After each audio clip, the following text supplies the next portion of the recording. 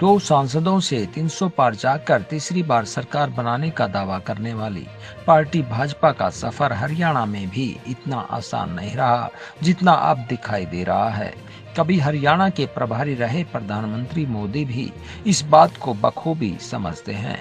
कभी उनके साथ काम करने वाले और पार्टी की सत्ता रूपी सुंदर इमारत की नींव के पत्थर रहे पार्टी के चिकित्सा प्रकोष्ठ के प्रदेश अध्यक्ष और गोहाना में 48 वर्षों से अपनी चिकित्सीय सेवाएं दे रहे डॉक्टर धर्मवीर नांदल से जगत महान न्यूज ने सीधी बात करते हुए जानने का प्रयास किया कि पार्टी के स्वर्णिम दौर में उन्हें चुनाव लड़ने का मौका क्यों नहीं मिला।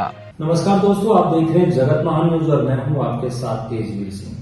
साथियों, जगत महान न्यूज की टीम आपको लगातार पूरे हरियाणा के अलग अलग राजनीतिक पार्टियों की शख्सियत से रूबरू करवाती आई है। आज भी हम आपको एक ऐसी शख्सियत से रूबरू करवाएंगे जो आज के दिन भाजपा परचम लहरा रही है पूरे हिंदुस्तान में और तीसरी बार सरकार बनाने के जो दावे कर रही है उसकी नींव के ये पत्थर रहे हैं और इन्होंने अब इस पार्टी को बड़ी तन्मयता से, बड़ी मेहनत से सींचा भी है।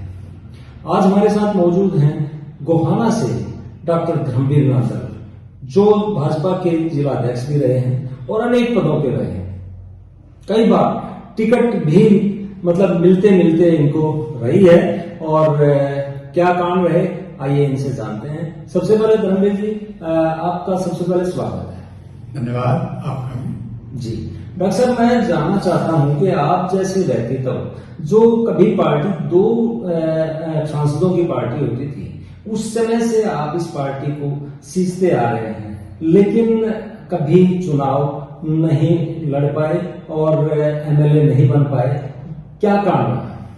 देखिए, ये तो कुछ हमारे मुख्यमंत्री जी कहा करते हैं कि माथे की लकीरों का भी फर्क होता है।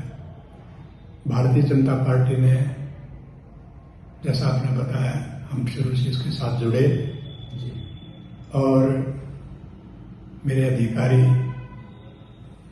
और उस टाइम के जो नेता थे, आदरणीय सुषमा स्वराज जी थी, वो मुझे बड़ा कहा करती थी कि भाई गोहाना में तो बीजेपी नांदल और नांदल इस बीजेपी, एक जमाना था।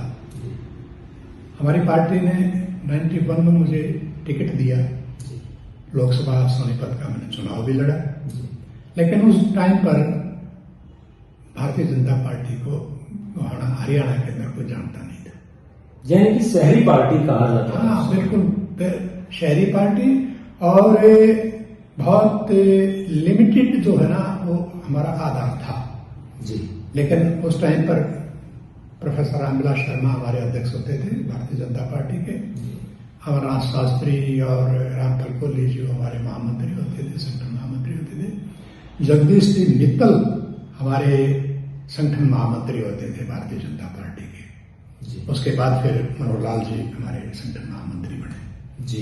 क्या आपके दौर में कभी ऐसा भी समय आया कि प्रधानमंत्री नरेंद्र मोदी भी इस एरिया में संगठन में काम करते हुए कुछ समय बिताया था? उस दौर में थे आप? बहुत। मैं जिला अध्यक्ष था और वो हमारे प्रभारी थे हरियाणा के जी, और मैं जिला अध्यक्ष था जी। आदरणीय नरेंद्र मोदी जी ने एक दिन मुझे कहा कि भाई डॉक्टर, मैं अकेला रहता हूं, संडे वाले दिन मेरा दिन नहीं कटता, तुम नजदीक हो तो मेरा फायदा उठाओ, मुझे बुलाओ, मैं आऊंगा, तुम्हारे कार्यकर्ताओं से गपशप लगा जाऊंगा, मेरा भी टाइम पास हो जाएगा, तो मैं भी कुछ टिप्स दे जाऊंगा। तो मैंने एक दिन बात की, बड़ा अच्छा रोचक एक प्रसंग है। जी जी। तो मैंने कहा जी ठीक है, आप आइए। कहना गया, मैंने कहा जी गाड़ी भेजूं? कहा नहीं, क्योंकि बहुत ही सादगी का जीवन जीते हैं मोदी जी।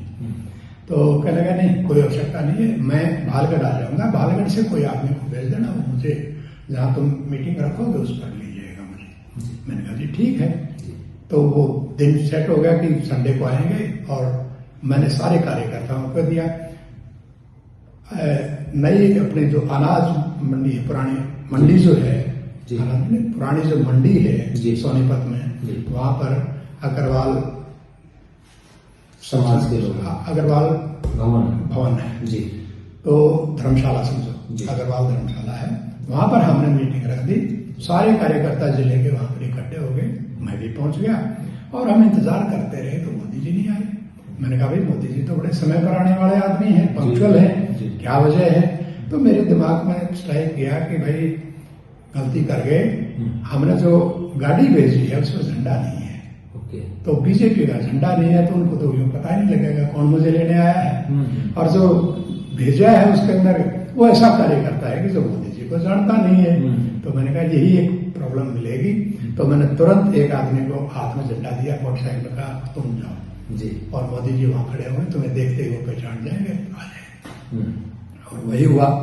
जैसे ही वो कार्यकर्ता मोटरसाइकिल लेकर के वहां पर पहुंचा तो मोदी जी ने तुरंत उनके पास आए, कहता भाई आ गई, देर में आए, मुझे बहुत देर से खड़ा हूँ। और गणा जी आए तो देर में गाड़ी खड़ी, गाड़ी बैठो चलो।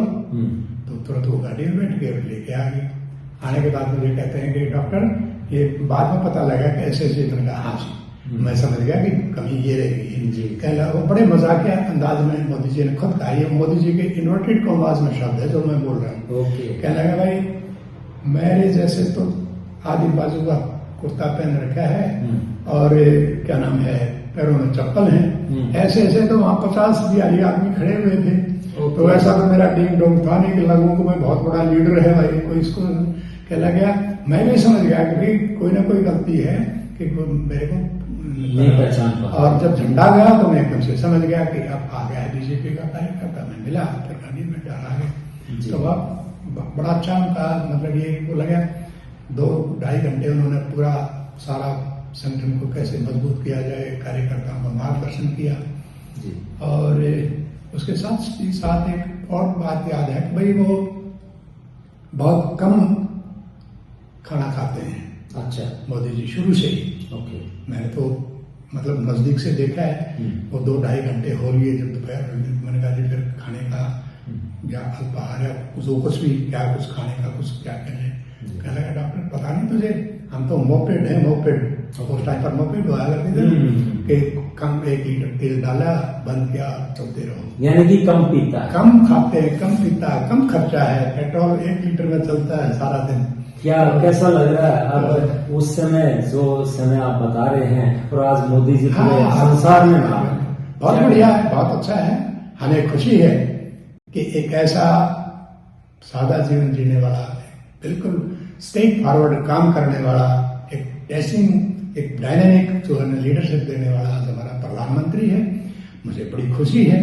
और मुझे तो वैसे भी खुशी है कि हमारे प्रधानमंत्री देश के उन्हें भाई नहीं जानते हैं। लेकिन डॉक्टर साहब जिस प्रकार से मुख्यमंत्री जी उनके साथ समय बिताया तो उनको आज मुख्यमंत्री पद मिला और शायद कई बार पार्टी नेताओं की नाराजगी के बावजूद भी आज वो अपनी सीट पे हैं।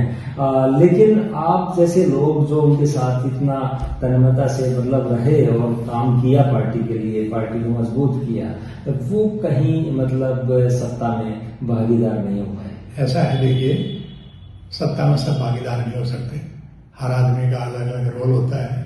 और मैं तो ये समझता हूँ कि ये सारा बाई लक होता है, किसको क्या काम करना है वो बटा हुआ है, जैसे होता है।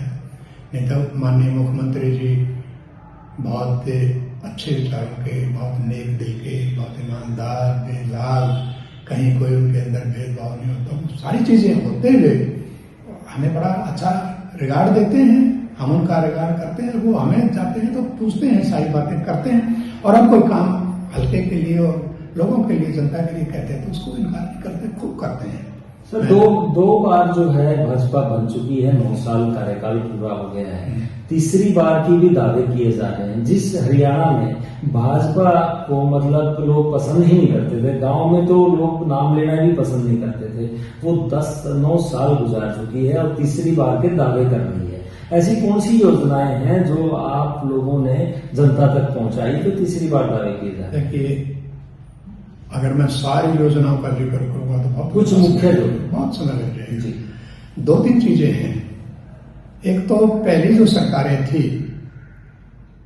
उसमें जैसे बहुत छोटी सी बात है, गैस सिलेंडर की अवेलेबिलिटी के ऊपर मैं कहूंगा जी, लोगों को किस तरह से सारा दिन जो है ना वो सिर पर सिलेंडर लेकर के लाइनों के अंदर खड़ा रहना पड़ता था।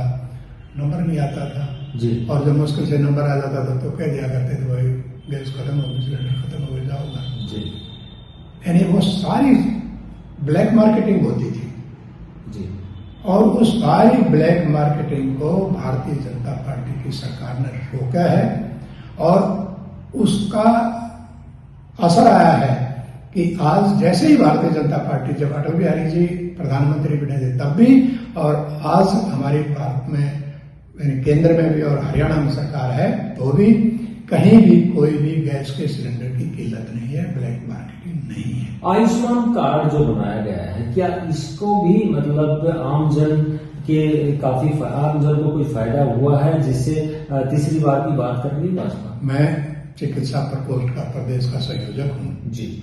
उस नाते मैं ये कह सकता हूँ कि स्वास्थ्य के क्षेत्र में एक बेमिसाल अगर कोई योजना बनी है तो ये आयुष्मान भारत की योजना बनी है, जिसके तहत हर गरीब आदमी, अब तो सरकार ने किया, पहले तो क्या कि 1,80,000 तक जो भी आदमी आता है गरीबी रेखा के नीचे आता है, उन सबके बढ़ के आ गए हैं।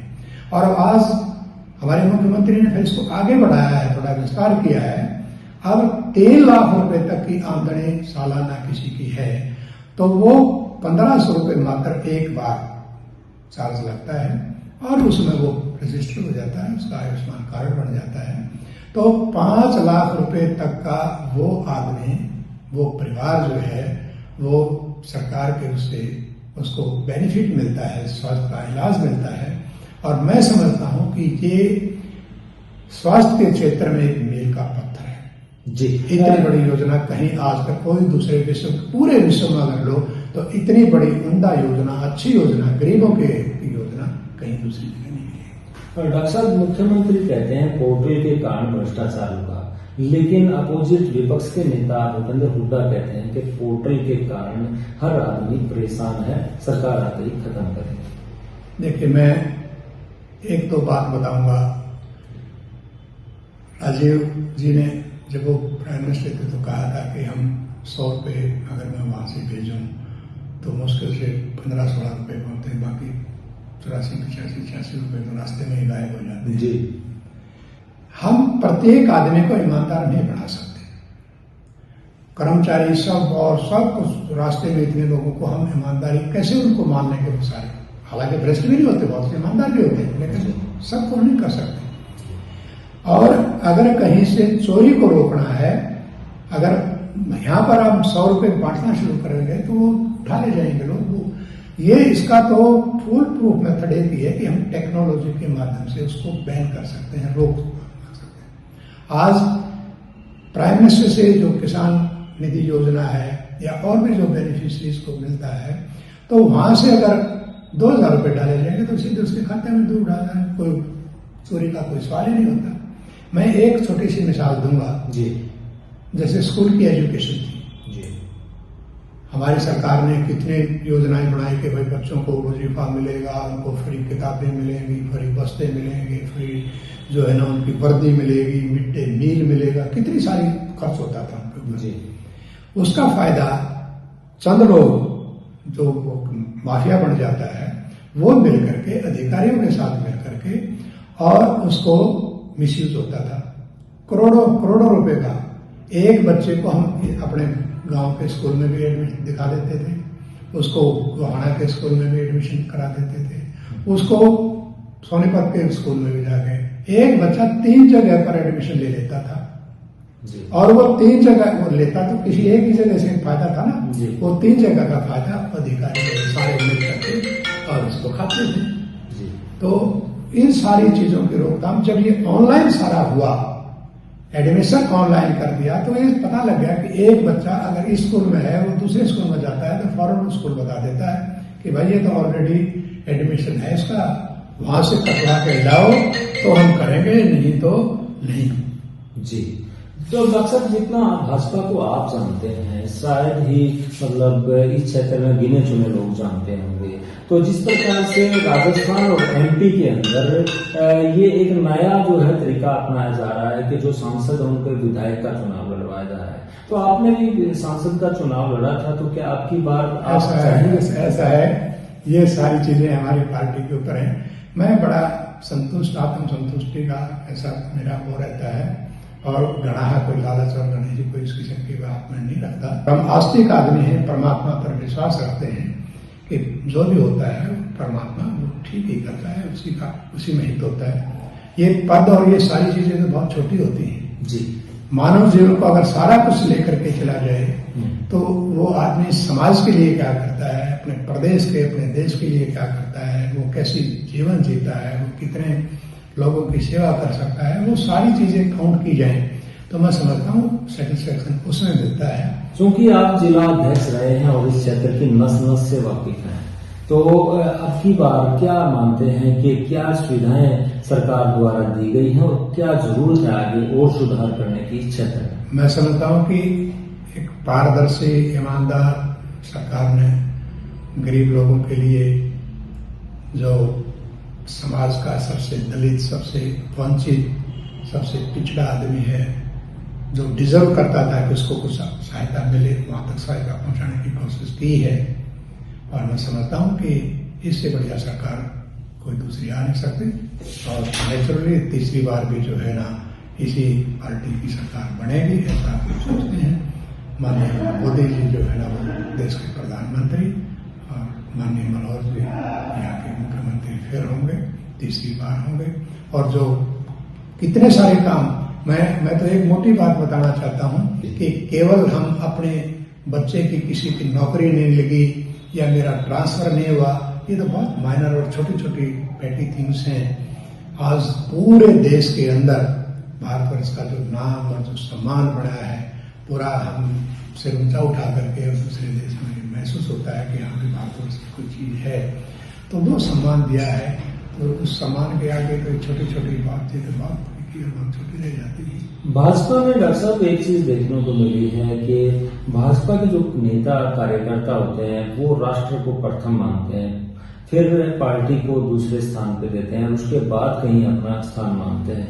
तो आपने भी वही बात की, अपनी लोकसभा के लिए टिकट ना मांगकर, दावेदारी ना ठोककर आपने पार्टी को प्रथम माना, राष्ट्र को प्रथम माना। तो ये कैसे, कहाँ से पैदा होता है विचार? देखिए, ऐसा है कि मैं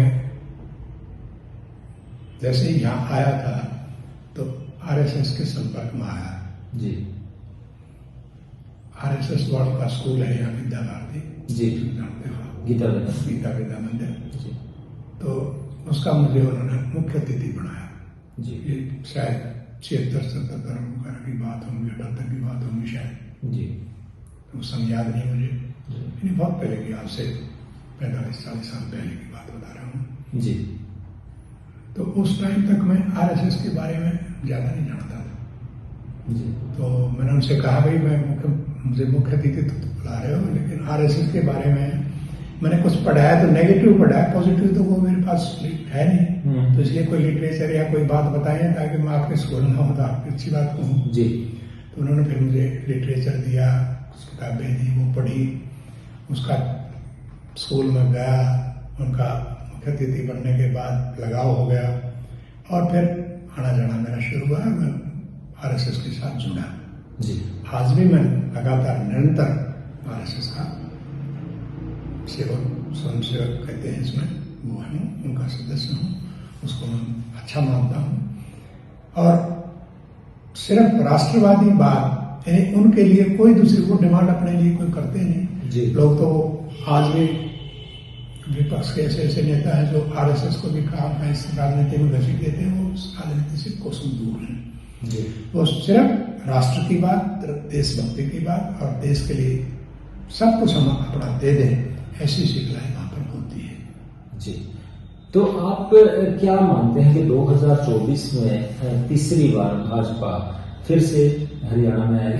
निश्चित रूप से, यानी पूर्ण बहुमत के साथ जो टारगेट रखा है उसे ऊपर मुख करके आएगी, निश्चित रूप से आएगी। और यही देश हित में है, लोगों को भी इसको समझना चाहिए और आशीर्वाद देना चाहिए। जी, तो दर्शकों ये थे डॉक्टर धर्मवीर नांदल, जिन्होंने पार्टी को लगातार 45 से 48 सालों तक पार्टी को सींचा भी है। लोकसभा का चुनाव भी इन्होंने लड़ा है और जिला अध्यक्ष के रूप में पार्टी को मजबूत करने का काम किया है, जिस पे आज खड़े होकर काफी लोग जो है विधायक बनने के दावे भी करते हैं और तीसरी बार जो है फिर से भाजपा सरकार बनने का धर्मवीर नांदल जी जो है दावा भी कर रहे हैं और योजनाओं के बारे में भी इन्होंने बताया और जिस तरीके से योजनाएं धरातल पे उतरी हैं उससे इनको पूरा भरोसा है कि तीसरी बार फिर से भाजपा सरकार बनेगी। देखते हैं, ये तो समय बताएगा कि हरियाणा में तीसरी बार भाजपा आती है या कोई और। जगत महान न्यूज के लिए गोहाना से तेजवीर सिंह, नमस्कार।